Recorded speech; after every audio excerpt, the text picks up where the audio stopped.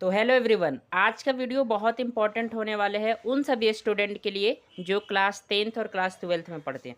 आज मैं बताने वाला हूं कि आपको बोर्ड में कैसे कॉपी लिखना है।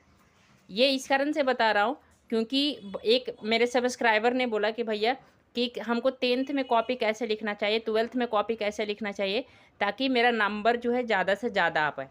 मैं ये खुद इस कारण से बता रहा हूँ क्योंकि मैंने ये एक्सपीरियंस किया है और मैंने खुद लिखा है और मेरा नंबर बहुत बढ़िया है।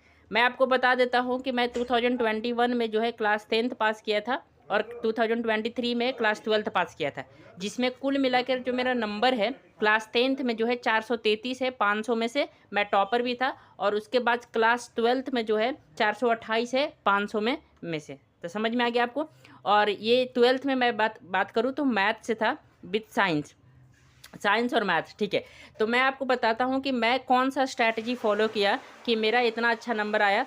क्योंकि आपको सबसे पहले दो चीज़ हर हालत में आपको पता होना चाहिए कि आपको तो याद नॉलेज होना ही चाहिए। जैसे कोई भी टॉपिक है, किसी भी टॉपिक से रिलेटेड आपको नॉलेज होना चाहिए, लेकिन उससे कहीं ज़्यादा इंपॉर्टेंट हो जाता है कि आप अपने कॉपी कैसे लिखते हो, आप अपने कॉपी को कैसे रिप्रेजेंट करते हो ताकि आपका एग्जामिनर एक भी नंबर ना काटे। तो मैं आपको बताने वाला और मैं वादा करता हूँ कि अगर आपने इसे फॉलो कर लिया, आपको एग्ज़ाम तक इससे प्रैक्टिस कर लिया, तो डेफिनेटली आपका नंबर जो है 450 प्लस आएगा। लेकिन मैं जो एक एक बात बता रहा हूँ उसको ध्यान देना और उसको चाहे तो आप कॉपी पे लिख लेना, चाहे आप साइड में लिख लेना कहीं भी, और उसको बार बार जो है आप इसका इम्प्लीमेंट करना है अपने राइटिंग में या फिर लिखने में, तो आपको बहुत इम्प्रूवमेंट मिलेगा। मैं ऐसा इस कारण से बता रहा हूँ क्योंकि मेरे साथ मेरे बैच में बहुत ऐसे दोस्त हैं जो उन्होंने जो है बिहार बोर्ड टॉपर में गए। एक भैया जो थे उनका जो बिहार बोर्ड टॉपर में 9 रैंक था पूरा बिहार में। वो मैंने उनका कॉपी देखा और उनसे एनालाइज किया था, वो मेरे से सीनियर थे। ठीक है, एक मेरे साथ ही मेरे दोस्त पढ़ते थे जिनका जो है 500 में से 456 है। एक और एक ऐसा दोस्त है जिसमेमें 500 में से 460 है। तो मेरे साथ ऐसे बैच में कितनों सारे स्टूडेंट है जिनका 450 मतलब 500 में से 460 465 यहाँ तक नंबर आए हैं। ठीक है, तो मैं ये एक्सपीरियंस के साथ बता सकता हूँ कि आपको कॉपी कैसे लिखना है, क्योंकि मेरे ही बैच में थे तो हम लोग के साथ कंपटीशन होता रहता था कि किसका कॉपी जो है बढ़िया तरीके से है और कौन कितना अच्छे तरीके से कॉपी को रिप्रेजेंट करने का तरीका जानता है और कौन कितना बढ़िया तरीके से लिखता है। तो मैं आपको ये बताने वाला हूँ। सबसे पहला ये देखो, मैं जब यूज करता था तो ये कॉपी लिया हुआ था।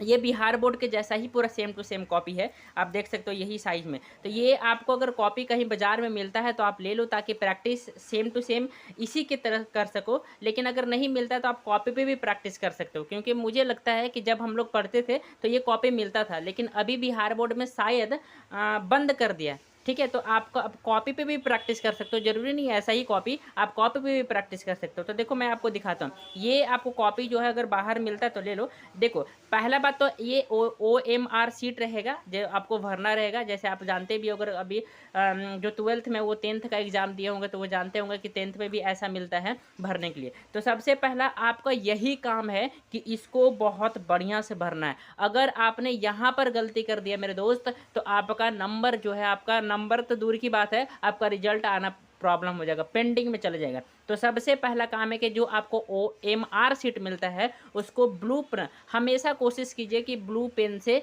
हमेशा भरा जाए। अगर ब्लू पेन नहीं है तो ब्लैक पेन से भी भर सकते हैं, लेकिन हमेशा कोशिश कीजिए कि ब्लू पेन से भरा जाए। ठीक है, ताकि जो उससे वो हमेशा एक चीज़ और कोशिश कीजिए कि डार्क पेन से, देखो ये कितना डार्क है, तो ऐसे करके डार्क पेन से आपको ये फॉर्म भरना है ये वाला, ताकि जो है आपको जो हर जगह क्लियर दिखे। और इसमें कोशिश करना है कि बिल्कुल एक भी गलतियां नहीं हो। अगर इसमें गलतियां हो गए तो फिर प्रॉब्लम हो जाएगा, क्योंकि आपको पता है ये मशीन से चेक होता है, कोई आदमी तो चेक करता नहीं। अगर मशीन में गलतियां नहीं उठाए तो फिर आपका नंबर जो है, आपका रिजल्ट जो है पेंडिंग में चला जाएगा। तो सबसे पहला इंपॉर्टेंट काम है, बेस्ट काम है कि इसको हर हालत में आपको जो है सही से भरना है। ठीक है, जब ये आप भर लोगे अच्छे से तो आपको ऐसा करके ये पेपर मिलेगा। जैसे आप ये देख सकते हो, मैंने ये जो है ये सेम लिया था, मैं आपको एक एक करके दिखाता हूँ। ये मेरा मैथ्स का है, आप देख सकते हो इस तरह मैं पेपर बनाता था, मतलब एग्ज़ाम में लिखता था। तो यहाँ पर मैं आपको एक सैम्पल कुछ दिखा रहा हूँ, अभी आपको बताऊँगा कि एक एक चीज़ बताऊँगा, तो प्लीज़ वीडियो को पूरा देखना, आपको वादा करते हैं कि आपको बहुत समझ में आएगा और आपको बहुत इम्प्रूवमेंट और बेनिफिट होगा इस वीडियो से। प्लीज़ वो पूरा देखना, और ज़्यादा पसंद आए तो प्लीज़ लाइक एंड सब्सक्राइब करना मेरे दोस्त, क्योंकि एक वीडियो बनाने में बहुत एनर्जी और बहुत टाइम लगता है। और अपने दोस्तों के साथ शेयर करना जिनको इसका नीड है। तो देखो, ये देखो, आपको ये पेपर आपको दिख रहा है, ये कॉपी दिख रहा है, ये मेरा खुद का कॉपी है, मैंने ये खुद है, और ये मैथ्स का ये मेरा कॉपी है, ठीक है। मैथ्स में मैंने ऐसे ऐसे करके जो प्रैक्टिस किया था एग्ज़ाम जाने से पहले, कुल मिलाकर जो है लगभग लगभग लगभग 50 से 60 ऐसे मैंने प्रैक्टिस किया था। तो उसी कारण जो है यहाँ पर आप देख सकते हो, ठीक है। तो मैं अभी आपको बताऊँगा कि कैसे कैसे करके लिखना। मैं आपको पहले दिखा देता हूँ कॉपी, ताकि आपको ऐसा लगे कि फेक नहीं है, बिल्कुल रियल है। तो आपको दिखा देता हूँ। देखो, आपको ये देखो कि डायग्राम कैसे बनाना चाहिए, डायग्राम किस साइड बनाना चाहिए, कैसे बनाना चाहिए, पेंसिल से कैसे, ये सारी चीज़ करके एक एक चीज़ बताऊँगा।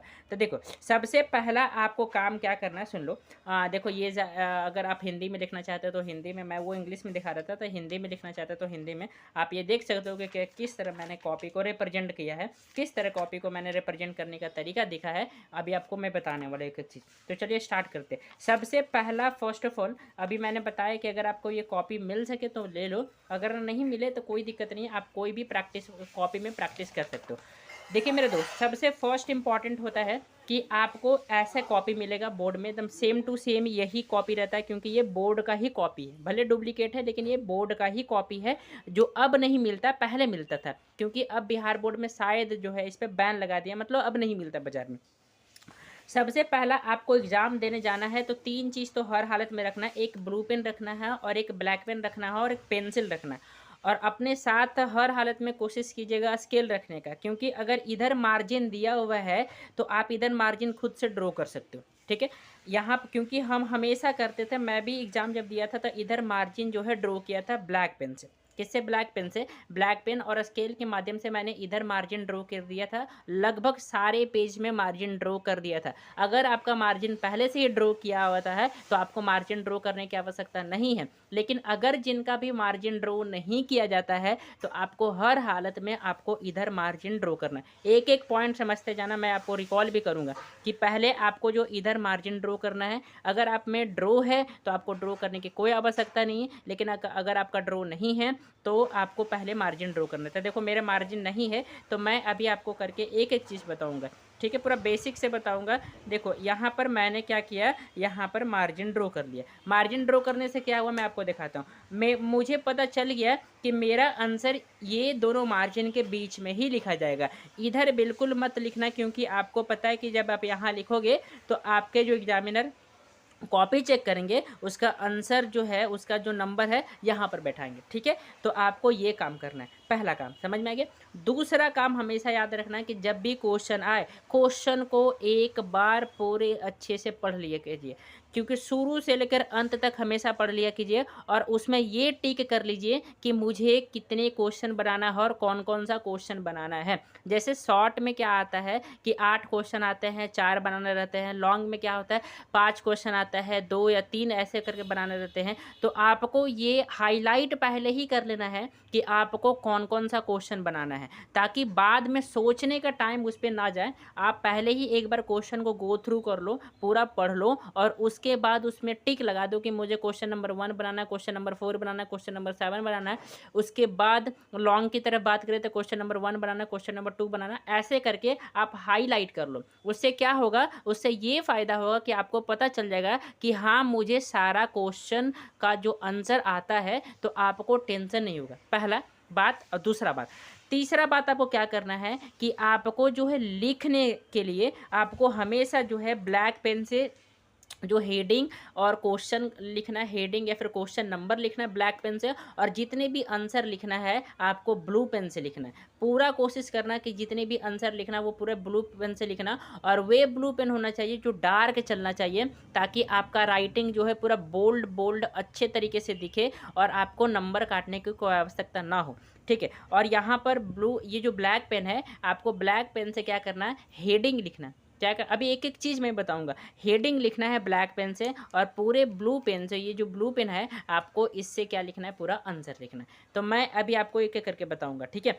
सबसे पहला आपको क्या करना है, जैसे आपको पता है कि एक जो है उसमें 3 चीज़ आता है। सबसे पहला आपको क्या आता है, ऑब्जेक्टिव, ठीक है। ऑब्जेक्टिव आते हैं, ऑब्जेक्टिव के लिए तो OMR शीट मिलता है। आप OMR शीट पर जो है आप ऑब्जेक्टिव फिल कर दोगे अच्छे से। मैंने बता दिया है कौन सा पेन का यूज करना, ठीक है आपको। उसके बाद जो होता है शॉर्ट आंसर क्वेश्चन आते हैं, ठीक है। दूसरा क्या आता है, शॉर्ट आंसर क्वेश्चन आते हैं। और तीसरा क्या होता है, लॉन्ग आंसर क्वेश्चन आते हैं। बस यही तीनों आते हैं एग्जाम में, हाँ या ना। क्योंकि मैंने तो एग्जाम दिया है और 2021 में दिया था, जिस समय कोविड का पहला ही दौर था। और मेरे ही बैच से जो ये इंट्रोड्यूस हुआ है कि क्वेश्चन जो है 100 मतलब क्वेश्चन ज़्यादा रहेगा और आंसर आपको कम देगा, मेरे ही बैच से इंट्रोड्यूस हुआ है। क्योंकि उस समय कोविड भी चल रहा था, तो उस कारण से जो सरकार ने कुछ प्रॉफिट दिए थे, ठीक है। तो ये जो है ना, ऑब्जेक्टिव है, फिर शॉर्ट है, फिर लॉन्ग है। आपको इस तरह से करके हर हालत में आपको जो है कोशिश करना है कि आप पहले तो ऑब्जेक्टिव OMR पे हो जाएगा, अच्छे से भर लेना, फिल कर लेना, ताकि कोई भी गलती ना हो। और कोशिश करना है कि जितना एग्जामिनर बोला है बस उतना ही बनाना है। बहुत सारे स्टूडेंट क्या होता है, मेरे से भी गलतियां हुए थे। जैसे फिजिक्स के दिन में मुझे 40 करना था, सॉरी 35 करना था, और 35 में से मैंने ज़्यादा 40 कर दिया। आपको पता है कि 70 क्वेश्चन रहता है, 70 में 35 बनाना रहता है, लेकिन 35 में 40 कर दिया। ये गलती नहीं करना है आपको, क्योंकि अगर आप ये गलती करोगे तो फिर गड़बड़ हो जाएगा, ठीक है।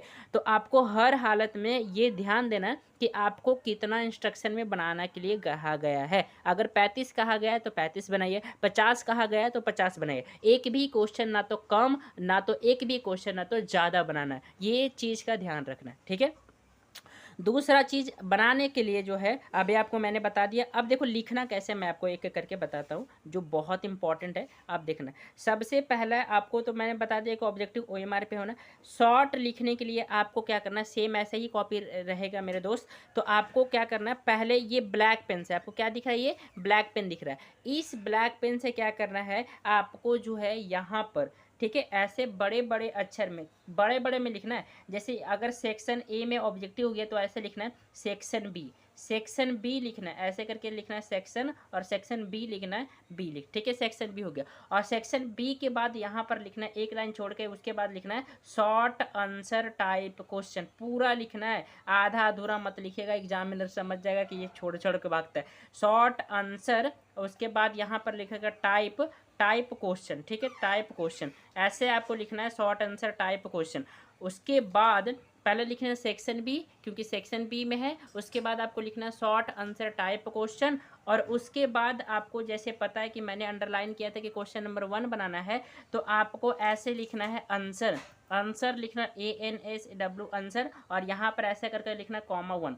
अब ये ब्लैक पेन का काम था, ब्लैक पेन साइड कर देना। उसके बाद मैंने आपको पेंसिल बताया, पेंसिल से क्या करना है, आप इसको जो है अंडरलाइन करना है। अंडरलाइन करना मतलब जैसे सेक्शन B है तो मैंने सेक्शन B को अंडरलाइन करने सिखाया, ये आपको अंडरलाइन करना है। उसके बाद शॉर्ट आंसर टाइप क्वेश्चन को है उसको अंडरलाइन करना, तो आप उसको अंडरलाइन कर देना। उसी प्रकार जो है आंसर नंबर 1 जो है उसको अंडरलाइन करना, उसको अंडरलाइन करना, मतलब ये तीनों आपको अंडरलाइन करना। आप खुद देख सकते हो कि मेरा कॉपी जो है कितना बढ़िया से एकदम साफ साफ एग्जामिनर को पता चल रहा है कि सेक्शन B है, शॉर्ट आंसर टाइप का है, और क्वेश्चन नंबर 1 का इन्होंने बच्चा जो है आंसर लिखा है। अब देखो आंसर लिखने के बाद क्या ध्यान देना है, जैसे पहला क्वेश्चन मुझे पता चल गया कि क्वेश्चन पहला पूछा है कि प्रकाश का प्रवर्तन किसे कहते हैं। ये क्वेश्चन सपोज करो आपके एग्जामिनेशन में आया, तो आपको पता है कि जब कोई प्रकाश किसी माध्यम पे पड़ता है और पुनः अपने माध्यम में लौट जाता है तो उसे बोलते हैं प्रकाश का प्रवर्तन। तो आपको ऐसे करके यहाँ से आपने यहाँ पर आंसर लिखा है, आप हमेशा कोशिश करना है कि थोड़ा सा ये जो लाइनिंग है यहाँ पे आपको जो दिख रहा है ये वाला, यहाँ से थोड़ा सा कोशिश करना है कि यहाँ से स्टार्ट करें, और ये औरों के बाद जो है ये पूरा सटा कर नहीं, यहाँ से थोड़ा सा स्टार्ट करें, और यहाँ से क्या लिखे, प्रकाश का प्रवर्तन कैसे, जैसे कि जब कोई प्रकाश की किरण, ऐसे करके आपको लिखना है कि जब कोई प्रकाश की किरण, जब कोई प्रकाश के किरण, जब कोई प्रकाश के किरण किसी माध्यम पे पड़ती है, किसी माध्यम पर पढ़ती। तो ऐसे करके आपको जो है किसी माध्यम पर ऐसे ऐसे करके सपोज करो, और हमेशा याद रखना लाइनिंग छोड़ के नहीं लिखना, लाइनिंग के साथ साथ ही लिखना, मतलब यहाँ पर बिल्कुल लाइनिंग छोड़ कर नहीं लिखना, यहाँ पर ऐसे ऐसे करके आपने सपोज करो यहाँ पे पूरा मेरा पहला का आंसर यहाँ तक आ गया, ठीक है, यहाँ तक आ गया। और हमेशा एक चीज़ कोशिश कीजिएगा, मैं भी हमेशा ट्राई किया था, और ये कि अगर आपसे क्वेश्चन पूछ रहे हैं कि प्रकाश का प्रवर्तन किसे कहते हैं, तो आपको हर हालत में फिगर भी बनाना है। आपको एग्जामिनर नहीं बोलेगा कि आपको फिगर बनाना है कि प्रकाश का प्रवर्तन किसे करते हैं, फिगर से दर्शाइए, नहीं बोलेगा, बिल्कुल नहीं बोलेगा। लेकिन आपको इतना नॉलेज होना चाहिए कि आपको कॉपी को सबसे अलग अगर दिखाना है तो आपको हर चीज़ में कुछ यूनिक करना पड़ेगा। वरना जैसे प्रकाश का प्रवर्तन जितने भी 15 लाख स्टूडेंट अगर बैठ रहे हैं, सब तो यही लिखेंगे कि प्रकाश का प्रवर्तन क्या होता है। जब कोई माध्यम में प्रकाश के किरण एक माध्यम से दूसरे माध्यम में जाता है, उससे प्रकाश का प्रवर्तन करता है। लेकिन आपके कॉपी में और उनके कॉपी में डिफरेंस क्या हुआ? डिफरेंस मेरे दोस्त यहाँ पर होगा कि आप जो है कितने अच्छे तरीके से जो है डायग्राम के माध्यम से बताते हो। और डायग्राम बनाने के लिए ये पेंसिल है, ये पेंसिल का यूज करना है कि आपको पता है कि प्रकाश का किरण यहाँ से आया और यहाँ से चला गया, और यह अभिलंब हो गया, और यह आपतन कोण, ये प्रवर्तन कोण, और यह अभिलंब। आपको ये लिखना भी है कि इसे आपतन कोण बोलते हैं, आपको ये लिखना भी है इसे प्रवर्तन, इसे आपको लिखना है। ये सारी चीज़ पॉइंट को एक एक करके लिखना है। और जब फिगर बन जाए उसको फिगर को जो है आपको बॉक्स में बंद करना है। क्या करना है? इसको जो है बॉक्स में बंद करना है। और अब देखो अब कितना बढ़िया लग रहा है, आप खुद बोलोगे कि बढ़िया लग रहा है। जैसे मैंने पहले बोला कि प्रकाश का प्रवर्तन किसे कहते हैं, तो पहले अपना अच्छे से डेफिनेशन लिख दिया। और डेफिनेशन लिखने के बाद एग्जामिनर नहीं बोल रहा था कि आपको पिक्चर बनाना है, आपको चित्र बनाना है, लेकिन आपको बनाना पड़ेगा। क्योंकि अगर आपको बहुत अच्छा नंबर चाहिए, मेरा फिजिक्स में है जो है 89 था, तो आप सोच सकते हो कि सारे सब्जेक्ट में अगर अच्छा नंबर चाहिए तो फिक्स है कि आपको थोड़ा सा यूनिक काम करना पड़ेगा। फिक्स है कि आपको दूसरों से अच्छा से काम करना पड़ेगा, दूसरों से अच्छा लिखना पड़ेगा, तभी एग्जामिनर आपको अच्छा नंबर देगा। वरना एग्जामिनर कॉपी एक ही कॉपी को चेक करते करते करते करते बोरियत हो जाता है, बोर हो जाता है। उसी कारण से जो है अगर उसको कुछ यूनिक कॉपी मिल गया जिसमें डायग्राम लिखा हुआ है, जिसमें डायग्राम बना हुआ है बहुत अच्छे से, अगर वहाँ से यूनिक कॉपी मिल गया तो एग्जामिनर आपके कॉपी को बहुत अच्छे से चेक करेगा। और अगर कहीं थोड़ा सा निगलेक्ट भी हुआ, गलती भी हुआ, तो उसको वो इग्नोर कर देगा। क्योंकि उनको पता है कि ये जो बंदा जो लिख रहा है, कॉपी लिख रहा है, इसको रिप्रेजेंट करने का तरीका पता है। तो मैंने तो यही फॉलो किया है, और मैंने ग्रेजुएशन में भी यही फॉलो किया। ग्रेजुएशन में जैसे आपको पता है कि ग्रेजुएशन, बिहार का ग्रेजुएशन में उतना मतलब कॉलेज में उतना लेवल पढ़ाई नहीं होता है, ठीक है, आपको भी पता है, मुझे भी पता है। लेकिन फिर भी जो है जैसे इस बार जो CGPA सिस्टम आया 4 सेमेस्टर का, और उसमें लगभग जो है 100 में से 79-80% हम लोग का आ रहा है। कैसे आ रहा है? क्योंकि लिखने का तरीका मुझे पता है, लिखने का तरीका पता है कि आंसर को कैसे रिप्रेजेंट करना चाहिए, ताकि एग्जामिनर जो है अच्छे से कॉपी को देखे और कॉपी पे नंबर बैठा। ये सबसे इम्पॉर्टेंट होना चाहिए। तो समझ में आ गया कि पहला क्या करना है, सेक्शन बी लिखना है, शॉर्ट आंसर टाइप क्वेश्चन, फिर आंसर 1, और फिर अच्छे से पूरा आंसर लिखना है। जब बाबू आपका ये आंसर कंप्लीट हो जाए, फर्स्ट वाला का आंसर कंप्लीट हो जाएगा, तो उसके बाद आपको क्या करना है, जब भी नेक्स्ट आंसर स्टार्ट करो, मतलब नेक्स्ट आंसर स्टार्ट करो, तो जहाँ तक कंप्लीट हुआ उसके नीचे पेंसिल से बड़ा सा अंडरलाइन कर दो, बड़ा सा हेडिंग, ये पूरा जो क्या कर दो अंडरलाइन कर दो, ठीक है, एक लाइन छोड़कर जो अंडरलाइन कर दो। इससे क्या पता चल जाएगा, इससे एग्जामिनर को ये पता चल जाएगा कि ये बच्चा का जो फर्स्ट आंसर है बस यहाँ तक कंप्लीट है, आगे इसका आंसर नहीं गया है। ये सारी चीज़ आपको करना पड़ेगा, तभी आपको जो है पता चल पाएगा कि हाँ मेरा कॉपी एक बहुत ही सुंदर और अच्छा सा लिखा गया है। तो पहले तो आपको यही करना है कि आपको यहाँ पर सेक्शन बी वाला जो भी टाइप्स है आपको इसको अच्छे से लिखना है। उसके बाद जब सेकंड आंसर स्टार्ट करो तो सेकंड आंसर स्टार्ट करने से पहले आपको अंडरलाइन कर देना, ताकि एग्जामिनर को साफ साफ पता चल जाए कि आपका आंसर यहाँ कंप्लीट हो गया है। जब आप नेक्स्ट आंसर स्टार्ट करो तो उसके बाद फिर से वही काम करना है कि जैसे मैंने फर्स्ट का आंसर लिखा था, अब सेकंड का आंसर लिखना। तो यहाँ पर लिखना आंसर, ANS आंसर, और आंसर के बाद यहाँ पे लिखना सेकंड, और उसको फिर से क्या करना है, आपको जो है पूरा जो है क्या करना है, ये पेंसिल से जो क्या करना है ये अंडरलाइन कर देना है, ताकि आपको देखने में बढ़िया लगे। और जब आप पेपर कंप्लीट करोगे और जब खुद अपने पेपर को एनालाइज करोगे, एक बार चेक करोगे, तो आपको खुद भी बहुत बढ़िया लगेगा। ठीक है। तो वैसे ही करके जैसे आंसर 2 लिखना है। अब देखो जैसे आंसर 1 में प्रकाश का प्रवर्तन आ गया था, जैसे सेकंड में आंसर में आ गया कि मृग मरीचिका किसे कहते हैं। तो आपको पता है कि मृग मरीचिका एक ऐसी घटना होता है जहाँ पर पानी ना होने के कारण भी पानी का प्रतीत होता है, उसे मृग मरीचिका कहते हैं, जैसे राजस्थान वाले रीजन में होता है। तो आपने यहाँ पर इसका आंसर सपोज करो 2 से 3 4 लाइन में लिखा, ठीक है। और उसके बाद क्या करना है, अब इसमें क्वेश्चन नहीं बोल रहा है कि मृग मरीचिका का पिक्चर बनाना है, लेकिन आपको कोशिश करना है कि थोड़ा सा हम दर्शा दें कि मृग मरीचिका कैसा दिखता है। जैसे आपको पता है कि यहाँ पर जो है जैसे सपोज करो यहाँ पर सन है, और सन की यहाँ पर बहुत ज़्यादा गर्मी होने के कारण यहाँ पर पानी नहीं भी होता है, तो पानी का प्रतीत होता है। तो आपको केवल थोड़ा सा यहाँ पर इंडिकेट करके पिक्चर के माध्यम से समझा देना है, ताकि उनको पता चल जाए कि हाँ बच्चे को जो है डेफिनेशन के साथ साथ जो है पिक्चर का अंडरस्टैंडिंग भी है, पिक्चर करने का तरीका भी पता है उनको। तो आपको हर हालत में कोशिश करना है कि जितना ज़्यादा से ज़्यादा हो सके पिक्चर को ऐड करना है। एग्जामिनर आपको बस यही चेक करता है, उनको सभी पता है कि बच्चे जो है लिखे मतलब डेफिनेशन रट लेते हैं और उसको लिख लेते हैं, वो उनको सभी पता है, क्योंकि वो भाई प्रोफेसर बैठे हुए हैं वहाँ पर, वो नॉर्मल आदमी नहीं बैठते, तो उनको सभी पता है। लेकिन सबसे इम्पॉर्टेंट है कि आपको एग्जामिनेशंस में अगर एग्जामिनर पर ट्रस्ट करना है, उसको उनको अच्छे से प्रभावित करना है, तो आपको कॉपी में ऐसा कुछ लिखना पड़ेगा, ऐसा कुछ रिप्रेजेंट करना पड़ेगा, ऐसा कुछ आपको ड्राइंग बनाना पड़ेगा उसके रिलेटेड, ताकि आपको इम्पैक्ट पड़ सके, ठीक है। और आपको ये कोशिश करना है। फिर उसके बाद सेकंड का आंसर हो गया, फिर से वही काम करना है कि सेकंड का आंसर हो जाने के बाद अंडरलाइन करना है, और अंडरलाइन करने के बाद सेकंड का आंसर हो गया, उसके बाद अंडरलाइन करने के बाद जब ये आपको जितना भी क्वेश्चन जैसे 4 या फिर 5 जो भी बनाना रहेगा शॉर्ट बना लेना है। और उसके बाद जब हम लॉन्ग की स्टार्ट करेंगे, अब मैं आपको लॉन्ग बता रहा हूँ कि जब हम लॉन्ग स्टार्ट करेंगे तो फिर वही काम करेंगे जैसे वो सेक्शन बी था, अगला हम क्या लिखेंगे, सेक्शन सी। क्यों सेक्शन सी लिखेंगे, क्योंकि मुझे पता चल गया कि सेक्शन बी में जो है लॉन्ग था, अब यहाँ से स्टार्ट क्या करेंगे, सेक्शन सी स्टार्ट करेंगे। तो सेक्शन सी लिखेंगे, उसके बाद क्या लिखेंगे, वो शॉर्ट था तो यहाँ पर लिखेंगे लॉन्ग आंसर टाइप क्वेश्चन, ठीक है, लॉन्ग आंसर टाइप क्वेश्चन। ये आपको पूरा लिखना पड़ेगा, कोई कंजूसी नहीं, ठीक है, कोई टाइम बचाना नहीं वहाँ पर।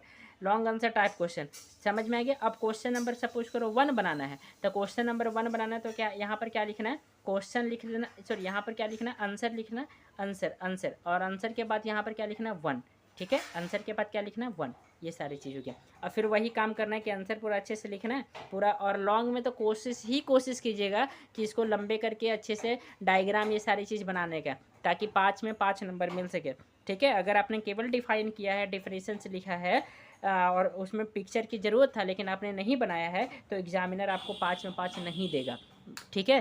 आपको पूरा कोशिश करना है कि हर हालत में जो है मुझे जो है एक पिक्चर इसमें ऐड ऑन करना है, एक पिक्चर ऐड करना है, ताकि जो है इसमें बहुत अच्छे तरीके से नंबर मिल सके। तो ऐसे ही करना है, पहला कि लॉन्ग हो गया, फिर वही काम करना है कि लॉन्ग यहाँ से यहाँ कंप्लीट हो गया, तो उसके बाद अंडरलाइन करना है, और अंडरलाइन करने के बाद फिर सेकंड लॉन्ग स्टार्ट करना है, फिर वो कंप्लीट हो जाए, फिर उसके बाद अंडरलाइन करना है, फिर सेकंड आंसर हो जाए कंप्लीट, उसके बाद थर्ड स्टार्ट करना है, थर्ड अंडरलाइन हो जाए। तो ये सारी चीज़ आपको कंप्लीट करना है। और जब आपका पूरा पेपर एक बार अच्छे से कंप्लीट हो जाए तो आपको एक बार पूरा रिचेक कर लेना है कि कुछ गलतियां नहीं हुआ। और एक चीज़ से बताना भूल गया कि जब आप आंसर लिखो तो एक चीज़ हमेशा काम करो कि आपको एक चीज़ हमेशा काम करना है कि पेंसिल के माध्यम से वो मेन पॉइंट को अंडरलाइन करना है।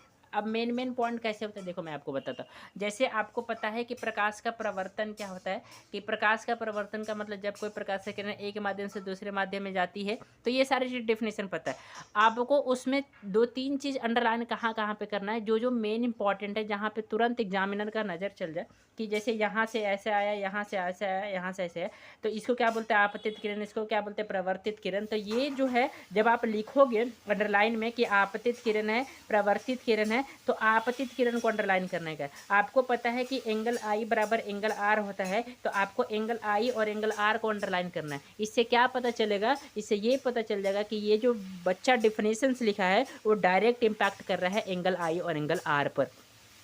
तो जब आप चीज़ों को अंडरलाइन करोगे, उसको बॉक्स में बंद करोगे, तो आपका कॉपी बहुत सुंदर दिखने को मिलेगा। वरना आप कोशिश कर लेना, आप पहला मैंने बताया, आप ही कल ट्राई करना और कोशिश करना कि एक जो है मॉक टेस्ट के रूप में जो है पूरा आंसर को लिखें। भले आप आंसर देख कर लिखो, कोई दिक्कत नहीं, लेकिन अभी आपको प्रैक्टिस ये करना है कि मेरा कॉपी कितना से कितना सुंदर और कितना से कितना साफ लिखा जाए। ताकि मेरा नंबर कहीं कटने का चांस ना हो। और एक चीज़ और हमेशा मैं बता देना चाहता हूँ कि अगर कॉपी में गलती से गलती हो जाए, गलती मतलब सभी से हो जाए, अगर गलती से गलती हो जाए तो आपको पूरा ऐसे ऐसे पूरा तो कचड़ा फुचड़ा नहीं करना है, ऐसे इम्पैक्ट खराब पड़ता है। जहाँ पे भी गलती हो आपको ब्लैक पेन से क्या करना है, सीधा एक ऐसे कर देना, मार्जिन कर देना, ताकि मुझे पता चल जाए कि मेरा यहाँ पर क्या हुआ बाबू, यहाँ पर गलती हुआ है। और इस गलती को सुधारने के लिए जो है आपको पूरा कचड़ा पचड़ा नहीं करना, केवल एक लाइन चला देना है, ताकि मुझे पता चल जाए कि हाँ मेरा ये गलती हुआ है।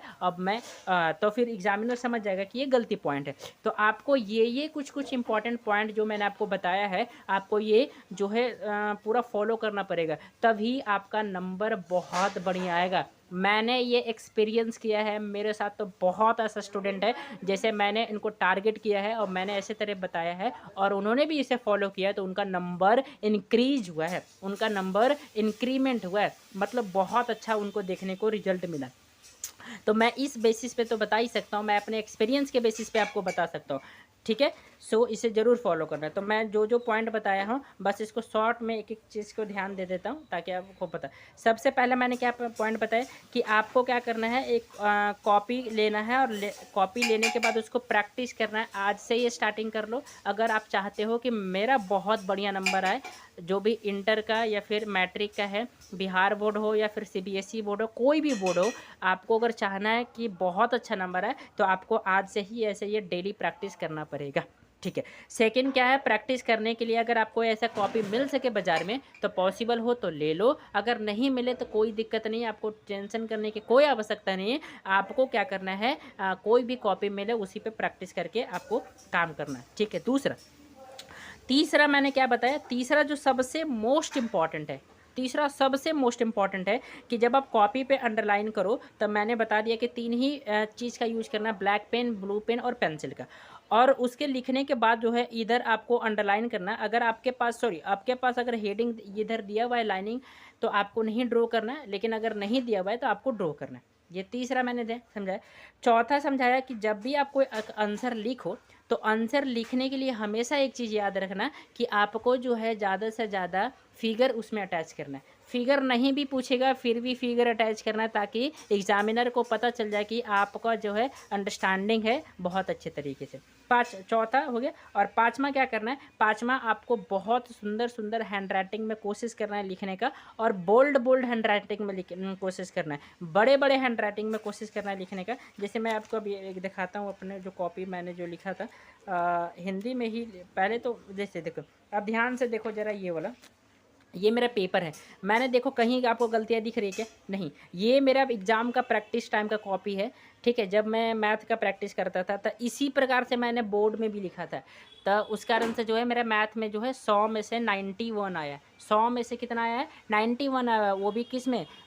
12th के इंटरमीडिएट एग्जामिनेशंस में मेरा जो है 100 में से 91 आया है। तो आप सोच सकते हो कि किस लेवल का रिप्रेजेंटेशन मेरा कॉपी होगा एग्जामिनर को।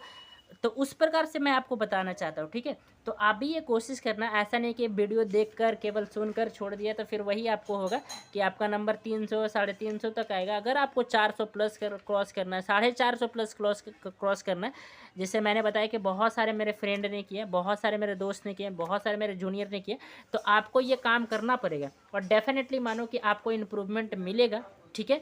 सो आप प्रैक्टिस करना, रेगुलर वे में प्रैक्टिस करना, और डेफिनेटली आपको बहुत बहुत बहुत हेल्प मिलेगा। तो मैंने जितनी भी पॉइंट बताया है आप उस पॉइंट को यूज करना, आप उस पॉइंट को हेल्प करना, ठीक है, और उसको डेली यूज में लगाना। सो थैंक यू एवरीवन। अगर वीडियो पसंद आए तो प्लीज़ लाइक एंड सब्सक्राइब कर देना, क्योंकि आपके एक लाइक एंड सब्सक्राइब से बहुत सपोर्ट मिलती है और ऐसे वीडियो बनाने का मन करता है।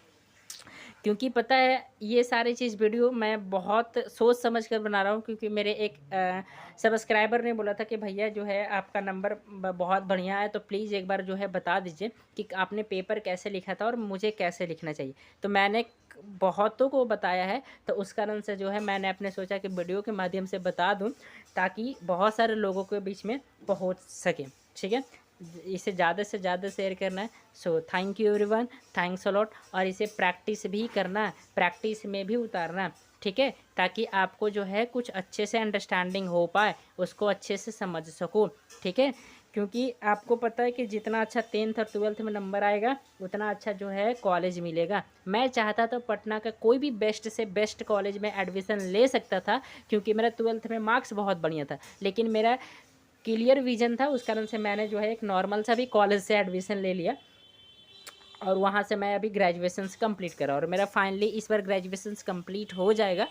सो मैं अपने एक्सपीरियंस के बेसिस पे आपको बता सकता हूँ। सो इसे ज़रूर फॉलो करना। So thank you everyone, thanks a lot, bye.